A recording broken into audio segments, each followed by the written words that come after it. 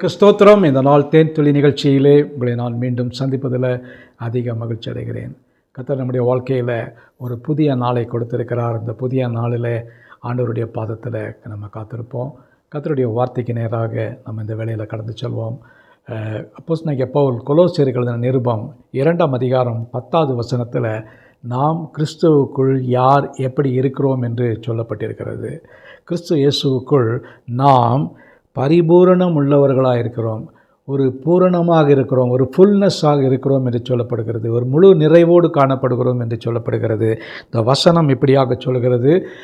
கொலோசியர் 2:10 மேலும் சகல துரைத்தனங்களுக்கும் அதிகாரத்துக்கும் தலைவராயிருக்கிற அவருக்குள் இயேசு கிறிஸ்துவுக்குள் நீங்கள் பரிபூரணம் உள்ளவர்களாயிருக்கிறீர்கள்.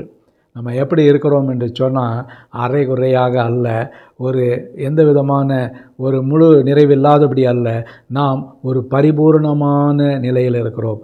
ஒருவன் கிறிஸ்து இயேசுவுக்குள் இருக்கும் பொழுது அவனுக்கு கிடைக்கக்கூடியதான ஒரு ஸ்லாக்கியம் என்னவென்று சொன்னால் அவன் ஒரு பரிபூர்ணத்தோடு கூட காணப்படுகிறான், ஒரு முழுமை, ஒரு ஃபுல்னஸ், ஒரு நிறைவோடு கூட காணப்படுகிறான். அப்படி இருக்கும் பொழுது நமக்கு ஒரு பெரிய ஆசீர்வாதம் இருக்கிறது.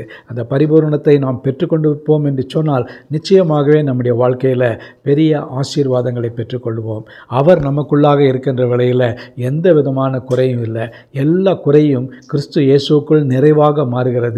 எல்லா காரியமும் ஒரு முழுமை பெருகக்கூடியதாக இருக்குது, அறகுறையாக அல்ல. ஆகவே அந்த முழுமையை நோக்கி நம் ஆண்டவரை பார்ப்போம். அந்த ஆண்டவரை பார்க்கின்ற வேளையில் அவருடைய பரிபூரணம் நமக்குள்ளாக வந்து நம்மை வழி நடத்தும். அப்படி அந்த பரிபூரணத்துக்குள்ளாக பெற்றுக்கொண்ட நாம் இந்த நாளிலே அந்த முழு உறுதியோடு கூட நாம் நடப்போம். அவருடைய பரிபூரணத்திலே நாம் ஜீவிப்போம். கர்த்தர் நம்மை ஆசீர்வதிப்பாராக. நல்ல ஆண்டவரே, நன்றியோடு துதிக்கிறோம், ஸ்தோத்தரிக்கிறோம். பவுல் கொடுத்ததான இந்த வார்த்தைக்காக ஸ்தோத்திரம். நாங்கள் இயேசு கிறிஸ்துவுக்குள் பரிபூர்ணமாக இருக்கிறோம், அதுவே போதும் ஐயா. எந்த ஒரு குறைவும் இல்லை, நிறைவானவர்களாய் காணப்படுகிறோம். அதற்காக ஸ்தோத்திரம். மீட்பர் இயேசுவின் நாமத்தில் ஜெபிக்கிறோம் நல்ல பிதாவே, ஆமேன், ஆமேன். கர்த்தர் உங்களை ஆசீர்வதிப்பாராக. இந்த நாள் உங்களுக்கு ஒரு ஆசீர்வாதமான ஒரு நாளாக அமையட்டும்.